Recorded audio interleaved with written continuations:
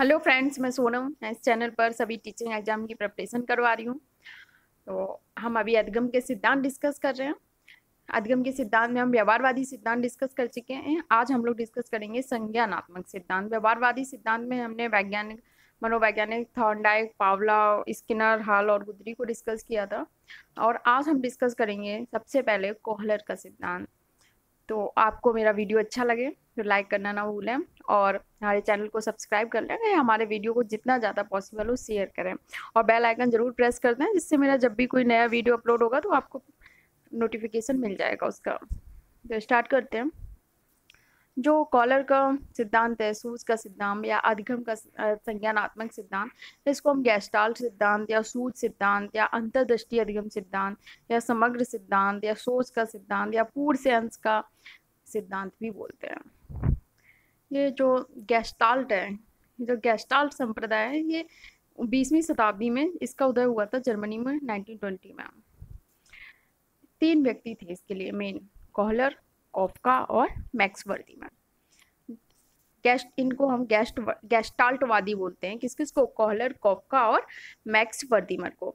इसमें से जो मैक्स वर्दीमर जी थे, इन्होंने सबसे पहले इस सिद्धांत की शुरुआत की और उसके बाद कॉलर जी वर्दीमर जी से जुड़े तो इन्होंने 1960 में इस सिद्धांत पर अपने प्रयोग स्टार्ट किए।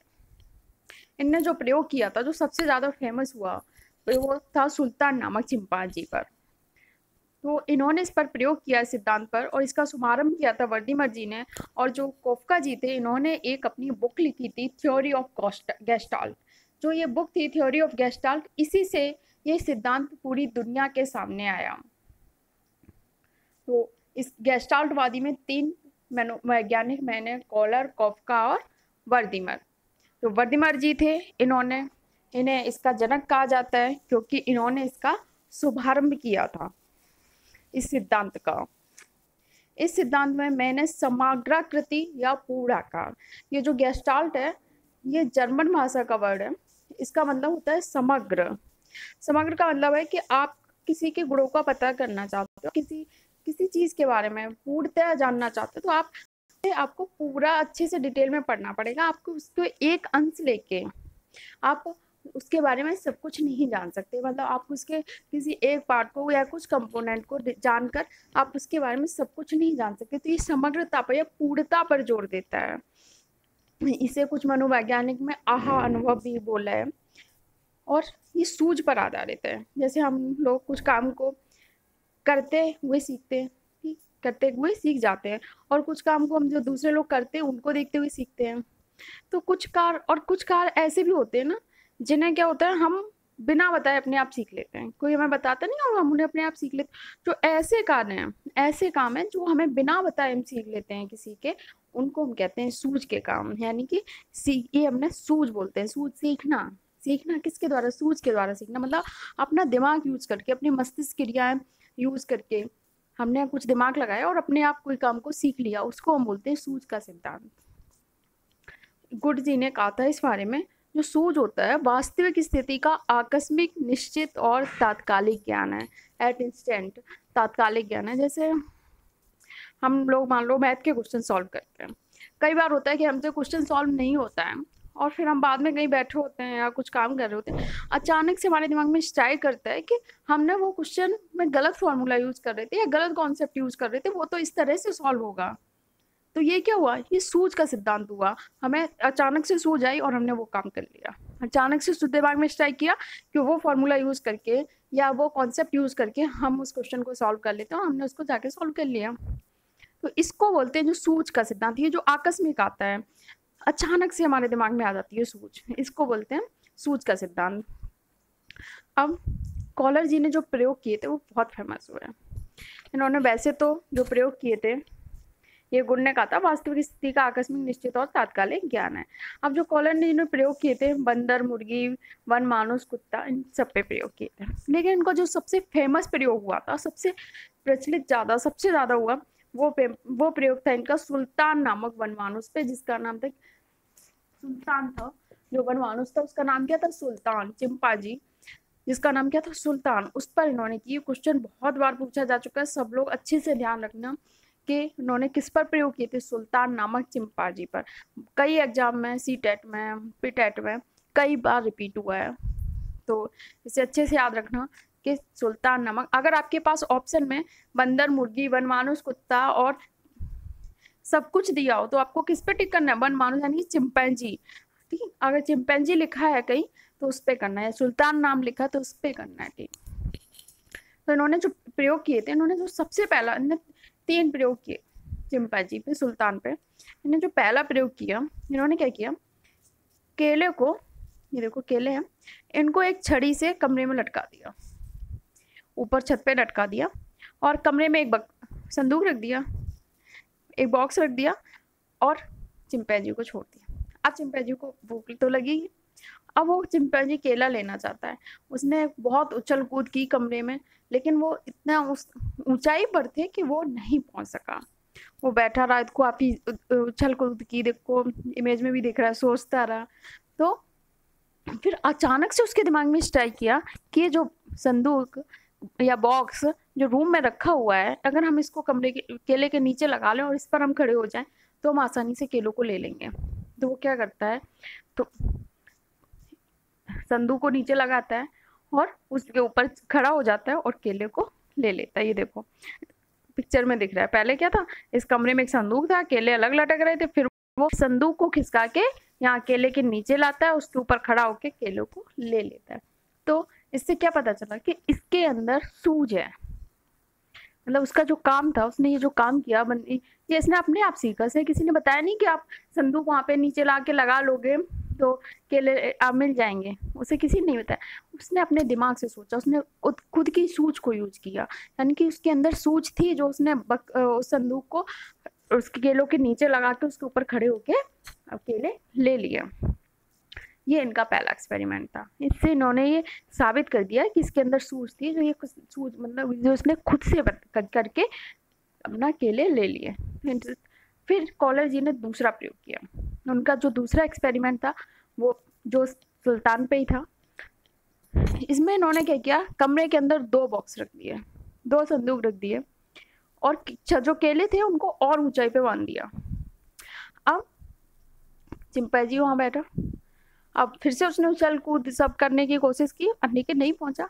उसने एक संदूक को खिसका के लगाया, फिर उस पर चढ़ गया, लेकिन अब की बार केले ज्यादा ऊंचाई पे लटकाए थे तो वो केले को नहीं ले पाया। फिर उसने अपना दिमाग यूज किया, फिर सोचा उसने, फिर उसने क्या किया, उस थोड़ी देर में उस जो एक और संदूक वहां रखा हुआ था, उस संदूक को, जो पहले वाला संदूक था, उसके ऊपर लगाया। पहले संदूक को केले के नीचे लगा लिया, उसके ऊपर जो दूसरा वाला संदूक था उसको लगाया, और उसके ऊपर खड़े होके फिर उसने केले ले लिए। ये देखो डायग्राम में दिख रहा है, पहला वाला संदूक ये था, एक संदूक लगाया, उसके ऊपर उसने दूसरा संदूक लगा लिया और उस पर खड़े होके इसने केले ले लिए। तो ये इससे क्या साबित हुआ कि इसके अंदर क्या है, सूझ है, जो इसने खुद से दिमाग लगा के आसानी से फिर से केले प्राप्त कर लिए। तो इससे कॉलर जी ने ये साबित कर दिया कि इसके अंदर क्या है, सूझ है। ये सूझ का सिद्धांत है। इन्होंने फिर से प्रयोग किया कॉलर जी ने। इन्होंने क्या किया, एक कमरे में 2 छड़ी रख दी, और 2 छड़ी रख दी और केलों को खूब ऊंचाई पे लटका दिया। अब बंदर ने उछल कूद से तो नहीं मिल सकता था, फिर उसने बंदर ने एक छड़ी उठाई और कोशिश की केले लेने की, लेकिन केले ज़्यादा ऊंचाई पर थे तो वो केला नहीं ले पा रहा था। तो फिर वो चिंपैंजी था, उसने बैठा हुआ, फिर उसने दिमाग लगाया। वो जो छड़ें थी दोनों, वो पहले से ऐसी रखी गई थी जो आपस में जो उन्हें जोड़ा जा सकता था। तो फिर चिंपैंजी ने दिमाग लगाया, फिर उसने किसी तरह से दोनों छड़ी को जोड़ लिया। क्या किया, ये क्या क्या था, सूझ थी उसके अंदर। उसने दोनों छड़ी को जोड़ा और केले रिसीव कर लिए, केले ले लिए। देखो यहाँ पे ये था, ये 2 छड़ी है, एक छड़ी ये, एक छड़ी ये देखो ये यहाँ पे जॉइंट, यहाँ पे उसने दोनों छड़ी को जोड़ लिया और फिर से केले ले लिए। तो इससे कॉलर जी ने साबित किया कि इसके अंदर क्या है, सूझ है। और जो सूझ होता है ना, उसका जो बेस होता है, बेस में कहने का सेंस आधार, जो आधार होता है वो होती है कल्पना। जो जितनी अच्छी कल्पना कर सकते हैं उसके अंदर सूझ उतनी ज़्यादा होगी, क्योंकि आप ये सोचो ये सारी चीज़ें क्या है, कल्पना ही तो उसने पहले की होगी कि अगर मैं इस संदूक को या इस बॉक्स को केले के नीचे रखूंगा, इसके ऊपर चढ़ जाऊंगा तो हो सकता है मैं केले ले लूँ। ये क्या थी, ये कल्पना थी। उसके बाद फिर से उसने दिमाग लगा के कल्पना की कि अगर मैं दोनों संदूक को ऊपर रख लूँ तो मैं उसके ऊपर चढ़ जाऊँ तो मैं केले ले सकता हूँ। तो ये क्या थी, कल्पना थी। तो जो सूझ होता है, और जैसे इसी तरह से छड़ी को उसने जोड़ के जिस तरह से लिया, तो ये भी क्या थी, कल्पना थी। तो जो सूझ का बेस होता है, सूझ का जो बेसिक कॉन्सेप्ट होता है वो क्या थी, कल्पना। तो जो जितनी अच्छी कल्पना कर सकेगा उसके सूझ उतनी ज्यादा होगी। ऐसे बोलते हैं सूझ का सिद्धांत या अंतर्दृष्टि का सिद्धांत या कॉलर का सिद्धांत। अब इस सिद्धांत का, सूझ के सिद्धांत का शैक्षिक महत्व हम डिस्कस कर लेते हैं कि एजुकेशन में इसका क्या इम्प्लीकेशन है। तो ये जो रचनात्मक कार्यों है इनके लिए लाभप्रद होता है। रचनात्मक कार्यों मतलब खुद से कुछ अलग करना, खुद से नई रचना करना, तो इसमें सब क्या कल्पना के बेस पे है। तो क्या रचनात्मक कार्यों के लिए ज्यादा लाभप्रद, जो बुद्धि, कल्पना और तर्क शक्ति का विकास होता है इसमें।